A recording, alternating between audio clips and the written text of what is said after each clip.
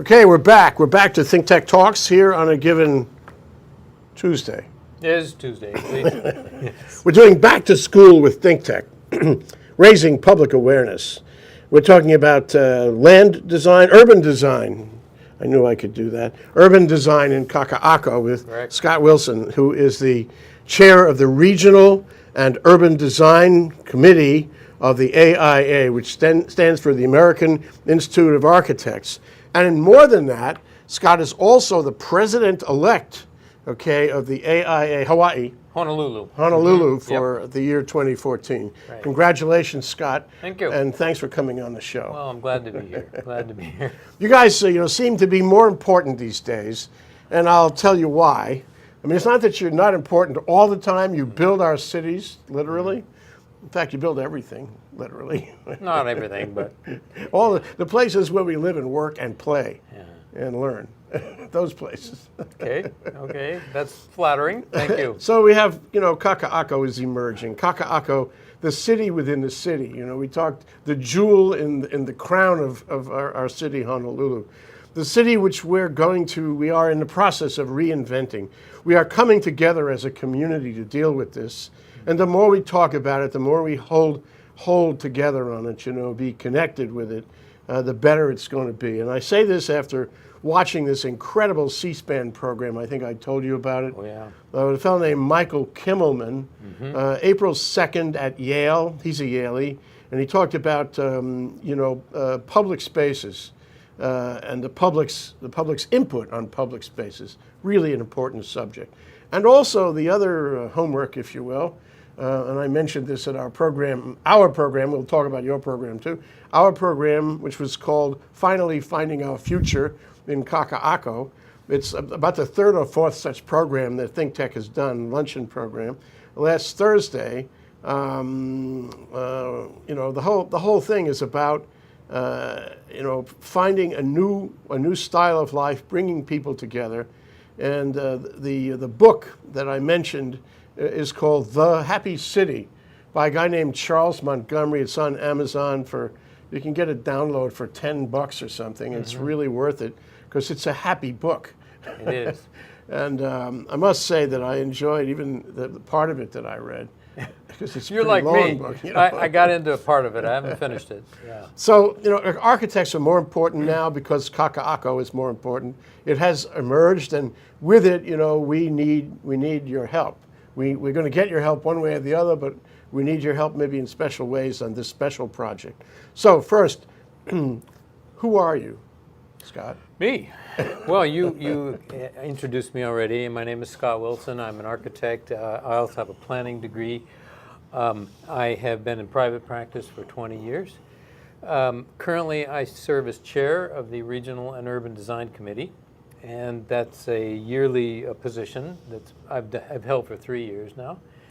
And I am also president-elect this year of the AIA Honolulu, so I'll be president next year in 2015. Okay. What does the president do, actually?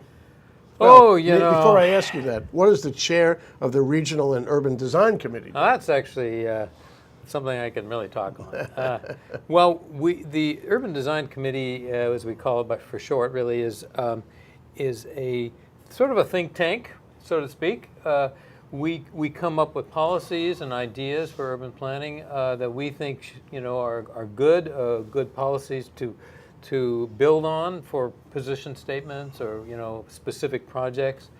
But we draft these things and we discuss them as a committee. We have about 25 members. Then if we approve it, we send it on to our board of directors and our executive committee. They discuss it. If it gets approved, then it becomes official policy. So this is. Let me see if I get this straight. So yeah. You, as the chair of the committee, will propose something, and then the first thing that happens is all the members of your committee immediately agree with that, and then you immediately send that to the board of directors, and they immediately agree with that. And then you send it out for comment by the membership, and they immediately agree with that. Well, except for right? all those immediatelys, you got the general gist of it. Yes, we do have a website. We have a blog.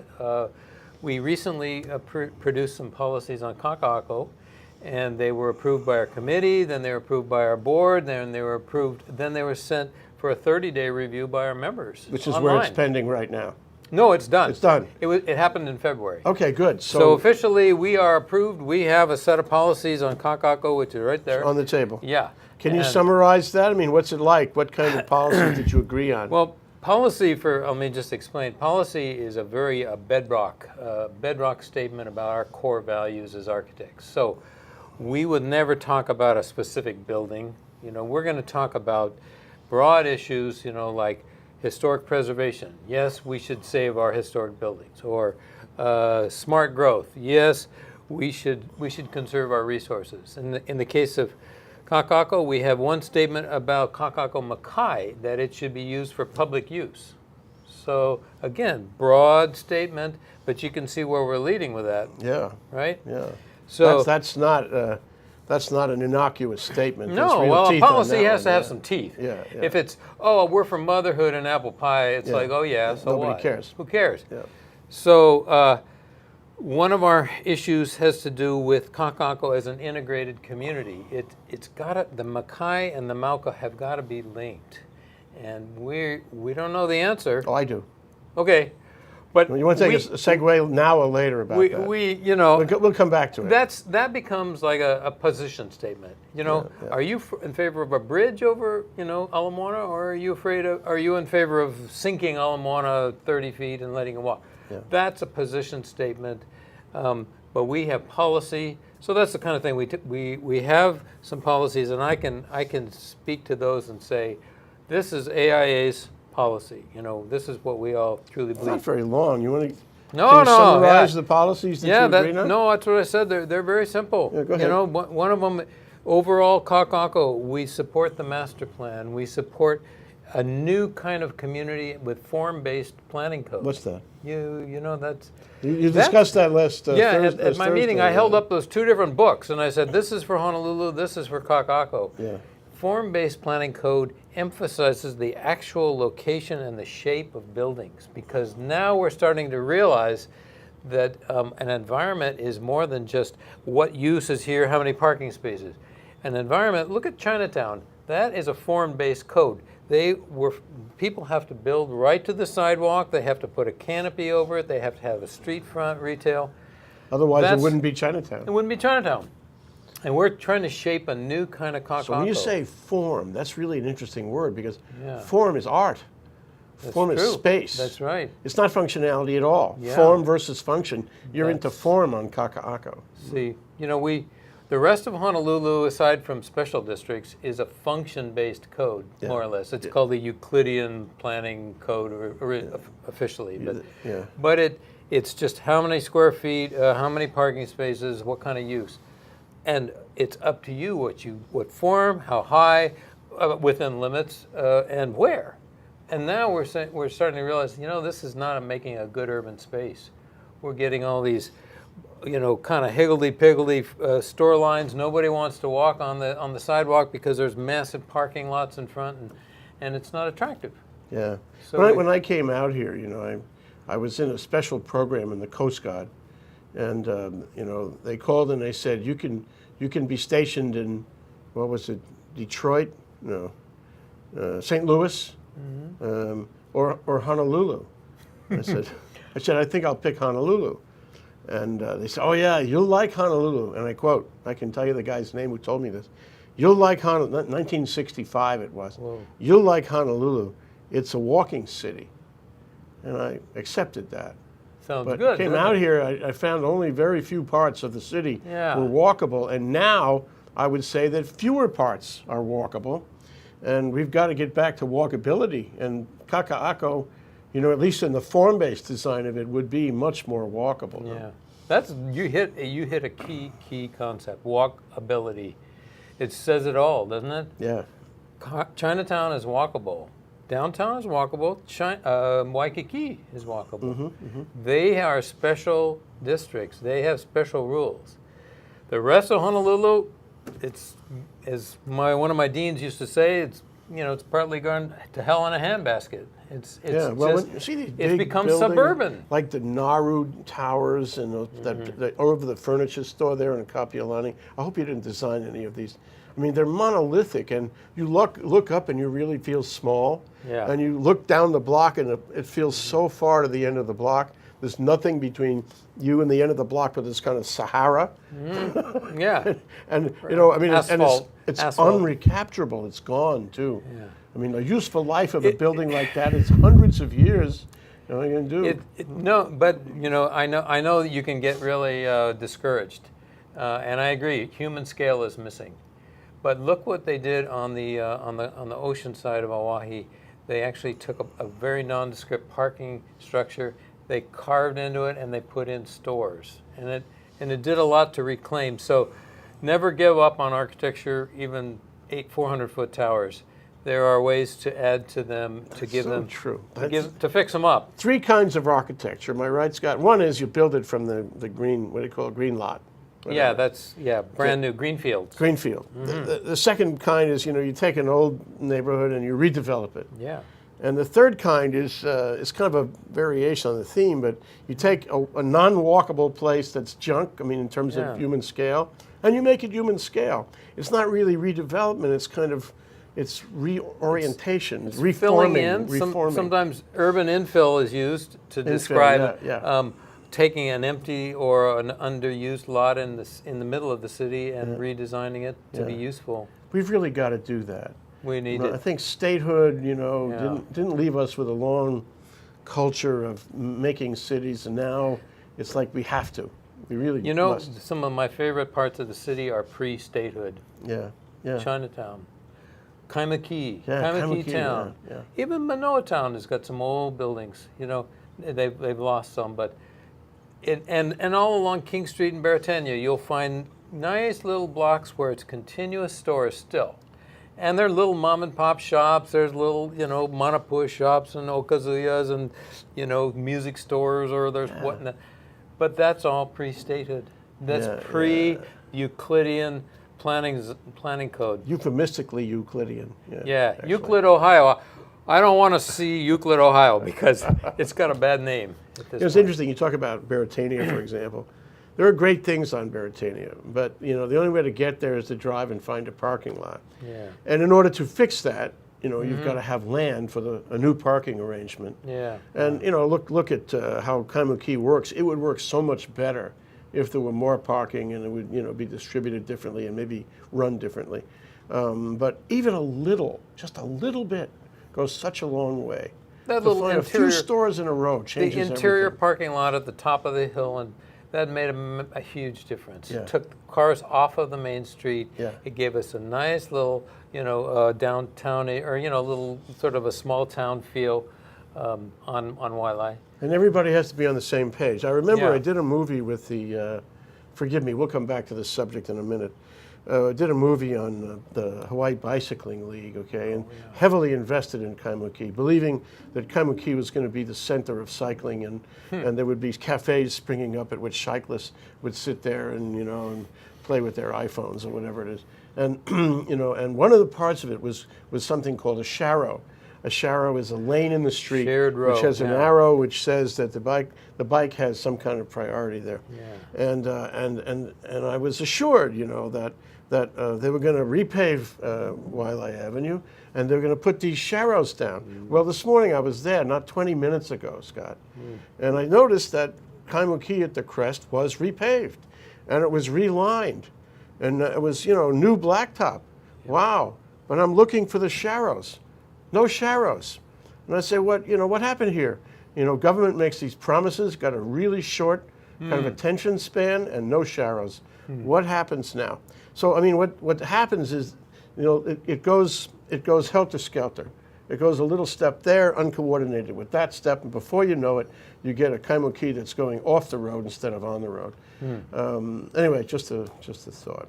But to continue with, you are in the best place possible to speak to this. The urban, regional and urban design committee. I mean, it's like being in Nirvana.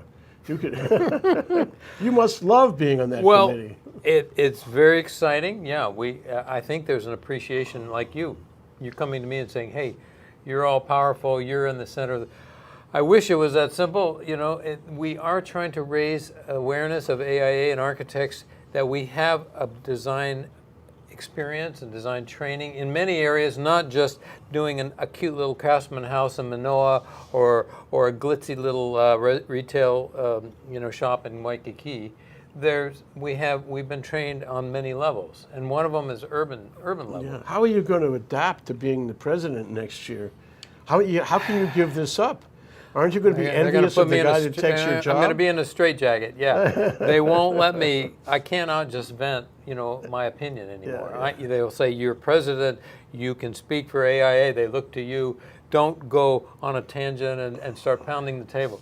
So you'll probably see me like bulging eyes and a purple face.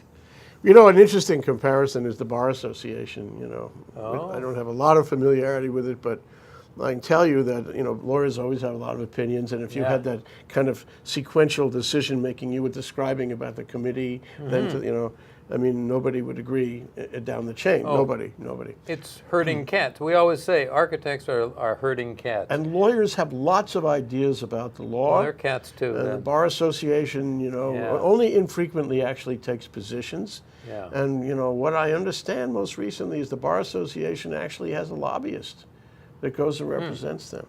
And I'm saying this with due regard for the architects, because I know you're not authorized to speak on behalf of the committee or the I can speak. AIA I can in general. speak on AIA, and I just always will explain. This is my opinion. Okay. We talk about a specific building or a specific block. But it strikes me that you got to be very careful. I mean, when I say you, I mean you, Scott, and other individuals on the committee or the association, because work comes from the developers who build these structures, and for that matter, the government agencies. And if you take a position in public that's not the same as their position, or you criticize them, in a small town, it's easy to lose the work.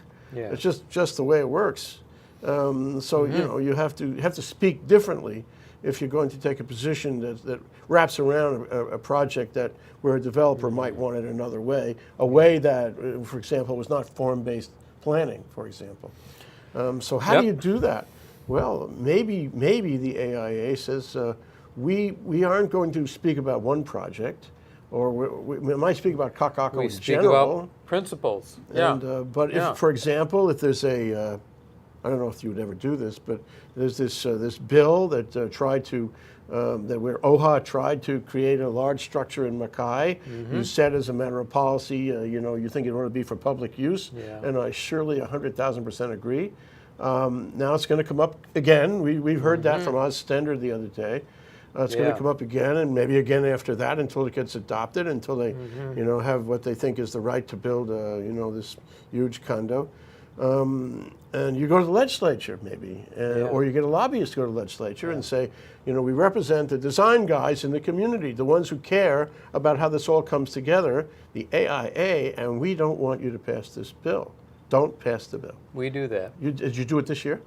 No, it wasn't really necessary. As you know, just politically, you don't need to stick your foot into every fire. If there's some other people that have already got their foot in there and they're putting out the fire, just let them do it. Yeah.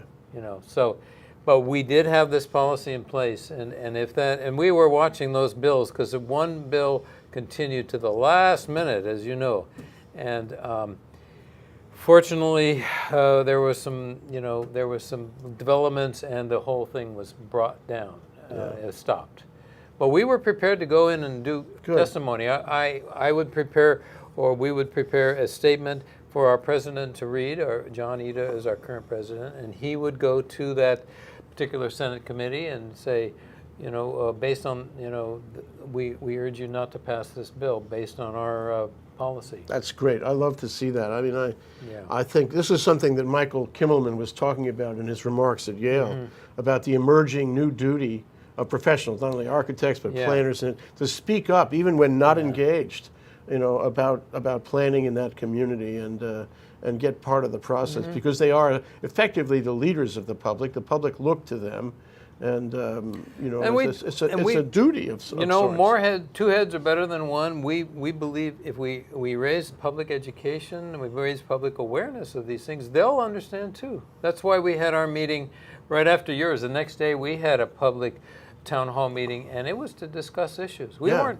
weren't trying to push any policy. We didn't speak as AIA. We were gathering community visions, because one remark from one of your speakers, George Atta, was very prophetic. He said, we need a clearer vision of Kakaako.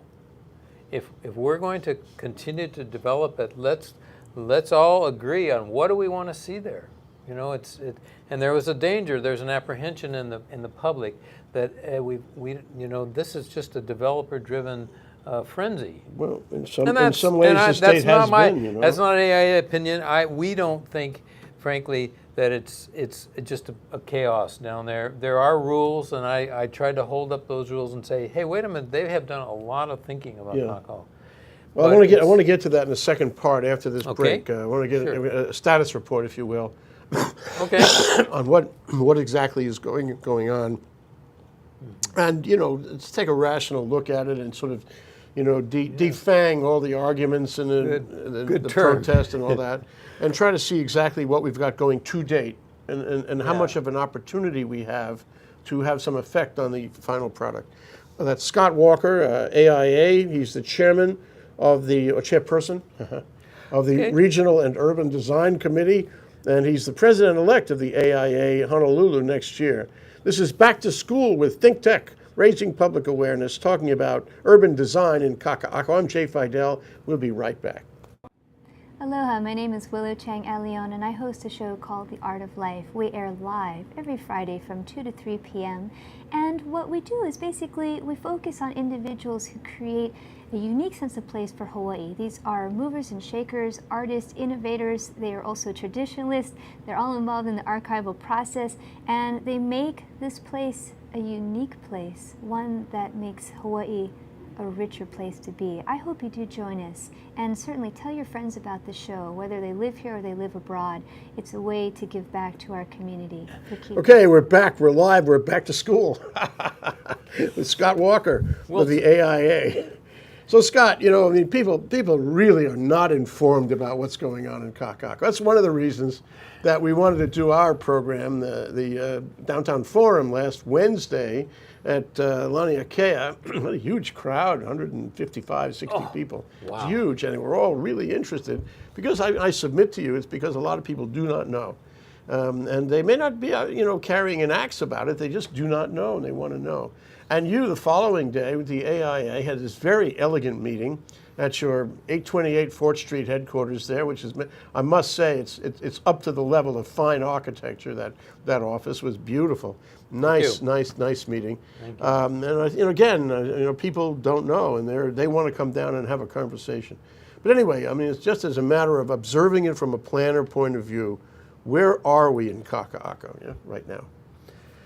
That's a big question, but you can't answer it. It's not. We need to sort of, like you said, defang the apprehensions. That Kakaako has been working. They've been working on it for 40 years, and so for 30 years, let's just roughly say 25 to 30 years, they were doing pretty invisible work. They were redoing the roads, the sewer lines, the utilities, curbs, and so forth. And so not too many people were really, you know, that alarmed by what was going on in Kakaako. But the last 10 years, and you know, starting from now and moving ahead another 15 years, they are actually doing built structures. And it started, of course, at the Kakaako end. You had the Nauru Tower. That's been now 20 years probably. And you had a whole cluster of towers. There's now a sixth one is just near finish. But in the bigger picture, you've got another 29 towers that are given sort of what we call preliminary approval for master planning. The tower meaning what? Several hundred feet high. 400 feet. A pretty substantial footprint on it. Yeah, well, the what we call a podium is a kind of a base, and that will come pretty much right to all the property lines.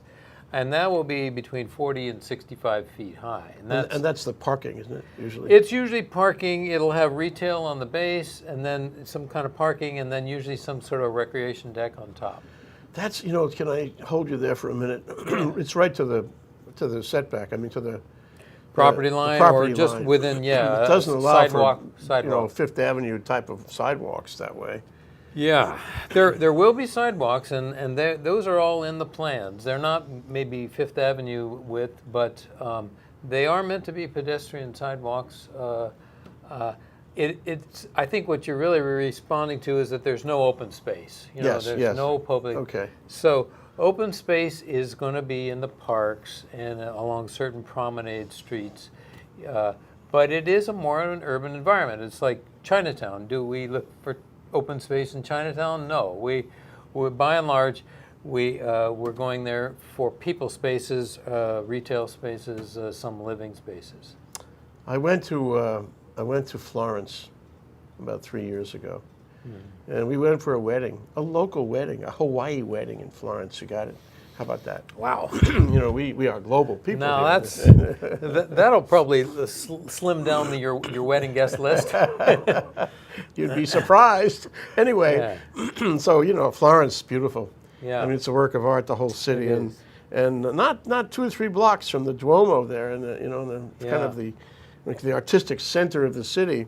Down through these little narrow streets, there's a park. What do you call it? Plaza. Or piazza. Okay.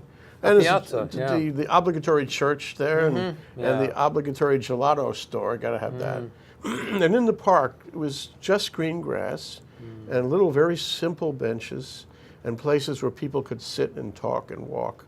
A lot of little paths going back and forth, crisscross the park. But that's all it was, not complicated. Yeah. And yet it relieved the little streets.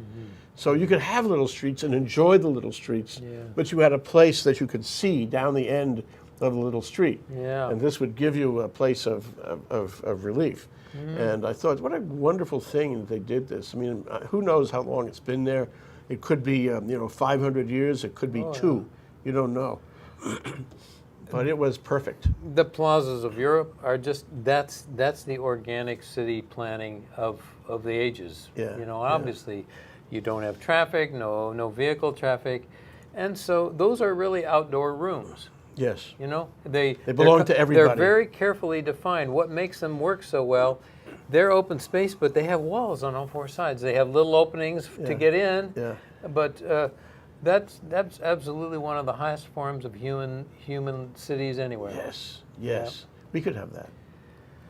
We are so governed by vehicle traffic now that I think the Mother Waldron Park will be the one real urban park in Kakaako, because it's on the books. It's a good size. It's about 6 acres. Right now it just seems like a big open green space, but with improvements, I think it will be a really nice park. Do you think it'll be redesigned, smart redesign, so that you have the effect that I was talking about in Florence? It's not only being redesigned, it's being rebuilt right as we speak. If you go down there, it's completely walled off. There's a construction fence around the entire park. They're putting in all new play structures for kids, plantings, trees. We'll have to see. I don't know what the design is, but I think that was a smart move to fix up the park first. That's great. Because that's part of the apprehension. We see all these new towers coming in, and everybody's going, well, where are the schools? Where are the parks? Where am I going to walk my dog? So they should build the park first. Yeah, we have to have this conversation too, so that people know that something is going on, that it isn't, they're not being ignored completely. I think you ought to make a little badge for yourself, says Scott Walker, Chair, Regional and Urban Design Committee, AIA Honolulu, and then you walk down there, put a construction hat on, and say, I'll be hope you know who you're talking to, you guys. If it was a paid gig, I'd do it in a heartbeat. This is purely volunteer. I want the public to know we don't make a dime off this. We're not architects on any of those projects. We're strictly doing this pro bono. Of course. Okay. Anyway, so it sounds like somebody is thinking about promenades. Somebody is thinking about the park. Yeah. The 29 towers. I mean, it'd take me a while to count 29. That's a lot of towers. Yeah. Even if at the pinnacle they're not that broad, they're still Some of them, yeah, some of them are skinny, Yeah. and they're all pretty much turned Malcolm Mackay, which is So you can good. see. So the views to the mountains are still Yeah, there. yeah. Somebody, Yeah. of course, people raise this objection that, with all these towers, you can't see Malcolm Mackay. But, then I saw something recently, I forget where I saw it, where they said, what do you mean?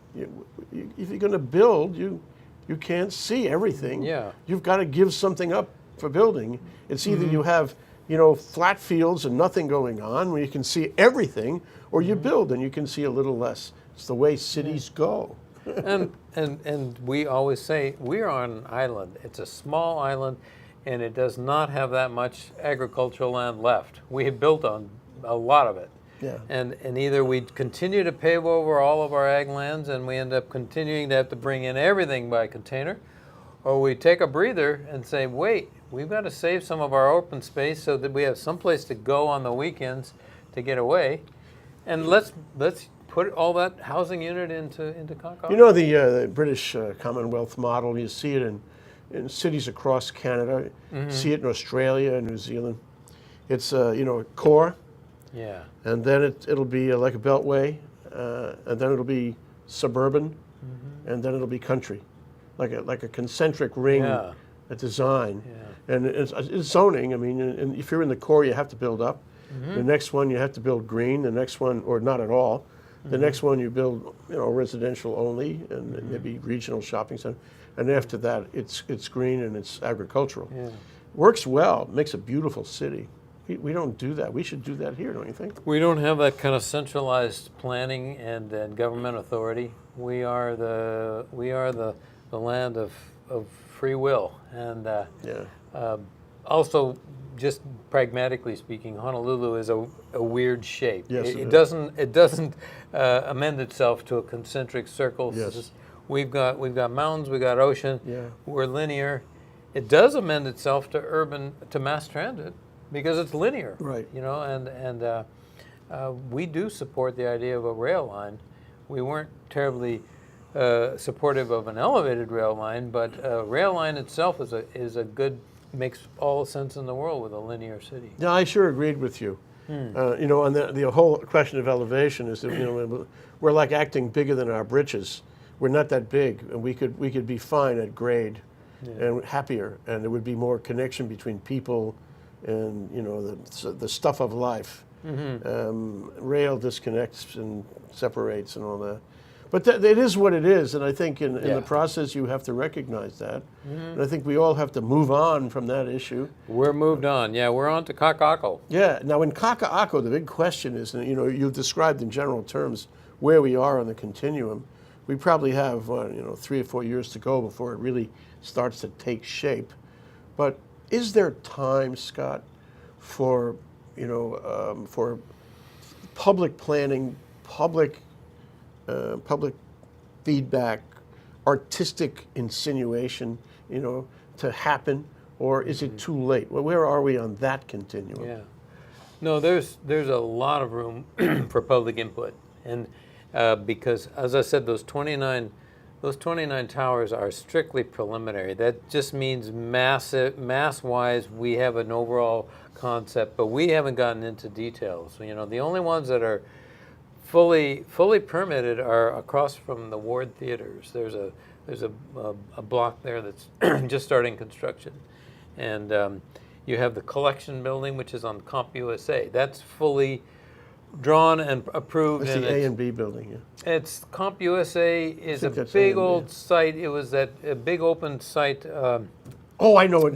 I was thinking of South Street and Ala Moana. Okay. Yeah. Yeah. That one is fully drawn and permitted, and it's ready to go.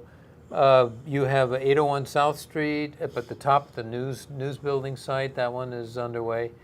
So again, it's a case by case basis. When does it lock in? You say fully drawn. Does that mean if I come along and say, really, you guys would be better off if you made a few artistic changes in this? Is it too late when it's fully drawn? Yes. It's too late. Well, it's Fully drawn means usually then it goes immediately to HCDA for final approval. Okay. So once they get final approval, like with the Symphony Tower, Yeah. that that was only, I think, last fall they were having hearings on the Symphony. Yeah. And And look should at we them now, twist yeah. it? Should we go Malcolm Mackay? Should it go Eva Diamond Head? That was a debate. That debate occurred and it was voted on in December or November, and it's under construction. What's the ultimate upshot on that? Is it horizontal? Is it east-west or north-south? It is east-west. It's East-west, Eva so Diamond Head. So that's not what they the- were given a variance because the rule was a big slab building on a square site should go Malcolm Mackay Yeah. to minimize the Yeah. blockage. Yeah. But for reasons to do with the auto showroom on the ground floor, the developer requested a variance, and it was, after hearings were held, it was given a variance. So That now doesn't it's sound like it was very sensitive to public input. yeah, we think generally, and again, this is my opinion, but the accountability is going to be an important factor. If the public is going to have confidence in the vision for Kakaako, then it's got to have rules, and it's got to have assurance that those rules will be followed. If it sees project after project getting variances, basically For economic reasons. for economic reasons, pretty soon the vision is lost. It's muddied, and that's I think that's what we discovered in our public meeting was accountability is one of the number one concerns of community groups. Take a short break. Scott Wilson of the AIA, the American Institute for Architects, or of Architects. He's the chair of the Regional and Urban Design Committee, very important committee, and he's the president-elect, probably because all the good work he's done in the committee, okay, for next year. Yeah. And today we're talking back to school here on ThinkTech. We're trying to raise public awareness about Kakaako. We call this show Urban Design in Kakaako because we want to do a lot of this, you know what I mean? We're going to come back and do more. Anytime. It's forever. We're happy to talk. We want to be part of the conversation. We'll be right back after this break. Hello, I'm Martin Despang, and I'm the host together with the one and only Ali Amashta, and our show is called Urban Transcendence. And Urban Transcendence is about identifying we have a unique situation of a vibrant city in one of the most beautiful natural environments. So how these two can coincide, sometimes conflict, how they could find reciprocity in the 21st century is what we're excited about. And we're planning on bringing in a diverse body of guests, both from the arts and the science and the established and the wise and the emerging generation. So hope you will join us. We'll always be on Thursdays from 1 to 2 p.m. Rest. Okay, we're back. We're live. We're here with Scott Wilson. That's correct. Thank you. Okay, and the reason I may have misspoken on a couple of occasions is because I have actually terrible penmanship. I won my penmanship award in the 5th grade, but it went down from there. My father wanted me to be an architect, but my handwriting was so terrible that that was the end of it. Bad boy. Yeah. And look, it's still visiting me. But the thing about architecture is it's art, isn't it?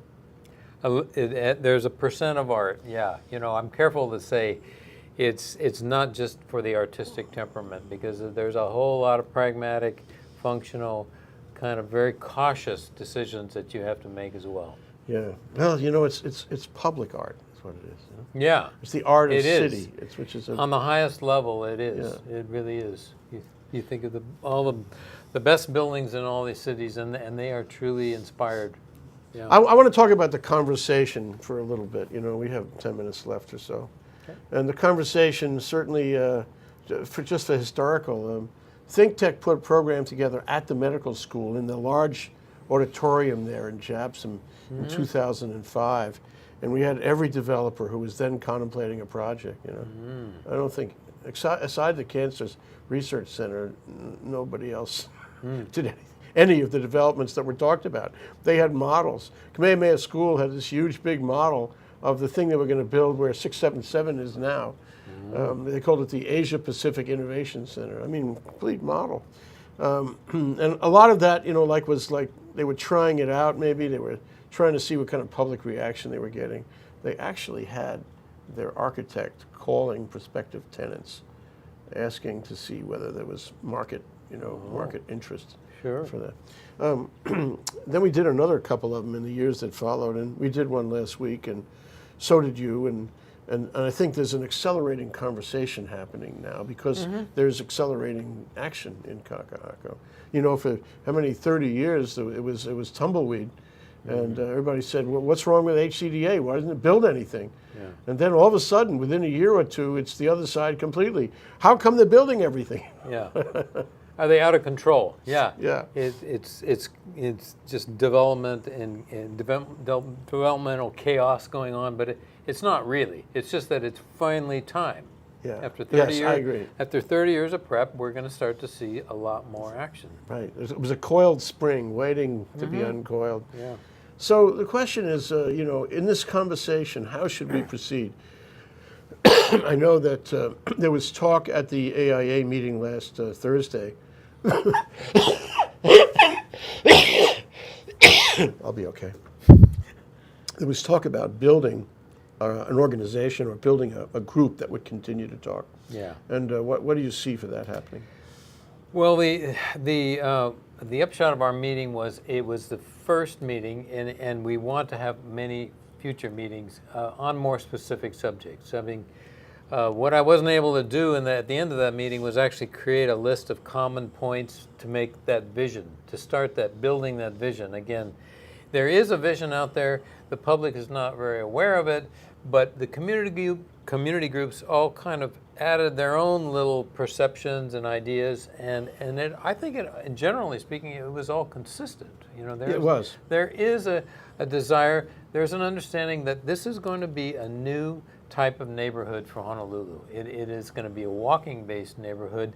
It will not have a lot of wide open spaces because it's got to have density. Yeah. And yet it should be a 24/7. It should have a lot of retail stores on the street, something like Chinatown. It should have residential towers inside because we need people who can walk to downtown, who can walk to Ala Moana. So, and it's not going to be Singapore. The one comment I got was, if I wanted to live in Singapore, I would have moved to Singapore. And I'm trying to tell them that we are going to preserve a Hawaiian sense of place. This is the number one concern. It's got to have a Hawaiian sense of place. Well, what is that exactly? Well, Malcolm Mackay views. We want to see our mountains. We want to see our ocean. B is shoreline access. We want to be able to get to the ocean. You know, that's key for Kakaako Mackay. What else? Open space, walkability, some nice parks, tree-lined streets. These are the things that are going to make it Hawaiian. It's not going to be Singapore. It's not going to be Hong Kong. It's not going to be New York. Something we don't have yet. Right? Yeah, but it is going to be a new type of Honolulu. Yeah. And it may, us old fogies may say, forget it. I'm going to just live up in, Makiki or whatever. I'll never go there. Yeah. I don't go to Waikiki. I won't go there either. But I can assure you that the 20-somethings or 30-somethings, they get it. They're ready to move in.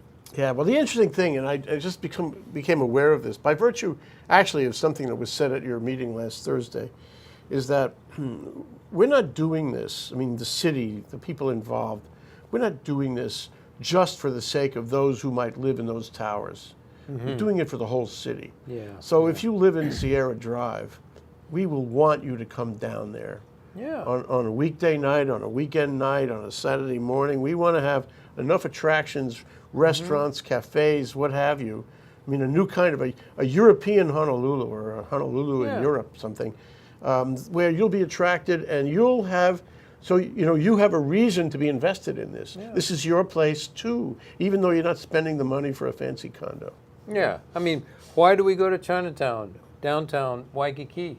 They're different. If you live up on Sierra, it gets boring. My daughter grew up in Manoa, but man, on a Saturday night, when she was in high school, she wanted to get down to Waikiki and walk around. That was cool. Yeah. So That's the same principle for Kakaako. We want Kakaako to be the Waikiki that Waikiki was supposed to be. Yeah, maybe not on less steroids. Waikiki is a neighborhood on steroids. Yeah. But let's take out the steroids, but still keep the interesting urban excitement. Yeah. Right. You know, and I'm an observer of the cafe. You know, Yeah. if you go, for example, to any city in France, you will see that the life on the street is defined by life in the cafes. It's all open. It's all see and be seen. Watch the pedestrians. They're the show. They're the entertainment. Watch the people on the street. This enriches your life so enormously. Yeah. Kimmelman was talking about this too. If we could achieve that kind of European experience of outdoor cafes, and a client of mine once upon a time had this big setback in Waikiki, and I said, go back to the days of Jolly Roger, if you remember that. Sure. Jolly Roger had open sidewalk restaurants back in the 60s and the 70s in Waikiki. Yeah. And it was lovely, but somewhere along the line, rules and regulations, what have you, no more restaurants outdoor in Waikiki with the best weather in the world. So I said to my client, why don't you have this big setback, why don't you make an outdoor restaurant? Yeah. Took him 2 years to get a permit just to use it for tables outside his restaurant. And I think we have government momentum, or the opposite of momentum, on the side of that. But we need that in Kakaako. Yeah, no, and if you go into Waikiki now, you do see a lot more cafes. They recently passed they overhauled some of their rules about 2 years ago, and it is a lot easier to put a canopy out now, cover it over, put some plants, put some tables, and that's all to the good. That's all to the good. So if I go, I want to have a place to park in the periphery. What's that town in France, Beaune? Do you know Beaune? Beaune? I remember It's it, in but I don't Provence. remember it real well. So there's a peripheral road around Beaune, and around the outside of that road there's parking. Okay, inside no cars.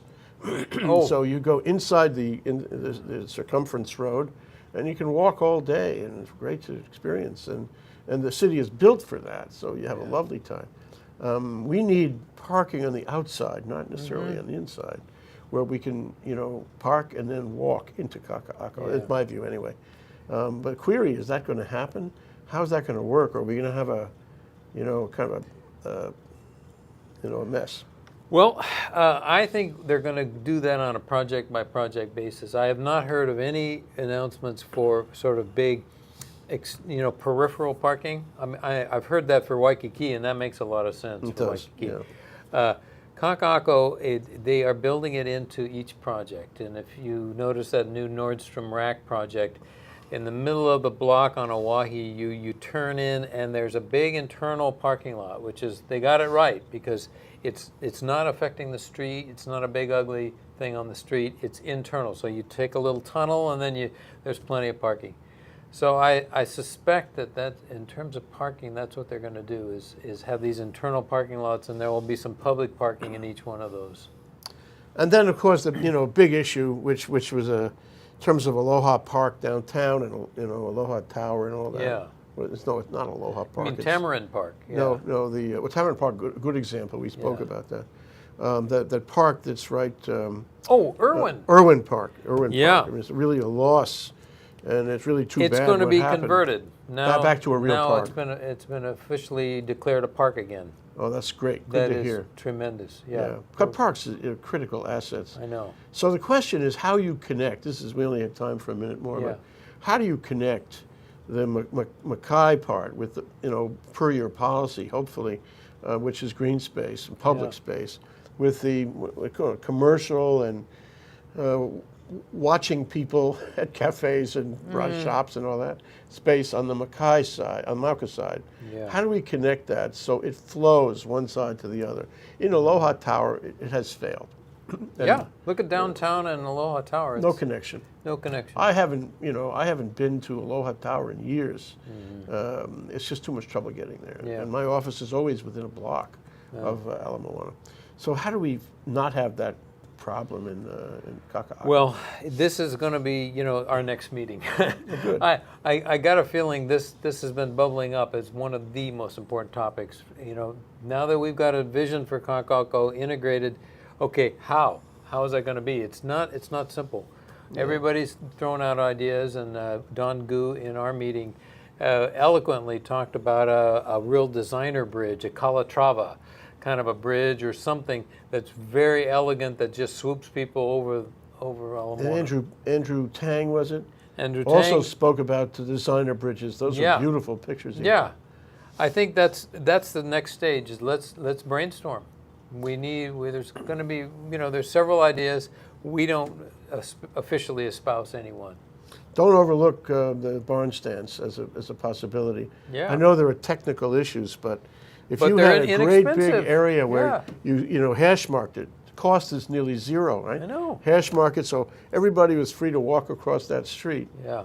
And you could, if in case there's a syncopation problem with the traffic stopping, not getting stuck in the barn stands, you time the lights so they can't get stuck. But it seems to me that if you open it up and make it kind of a halfway type of walkway, right? Yeah. Even make grass coming through hollow tile kind of thing. It's almost like a carpet kind of affair. At least add a boulevard strip like they did over by Ala Moana Center. They divided Ala Moana into two sides with about a 10-foot grass strip with trees. Yeah. That just made the whole street much more appealing.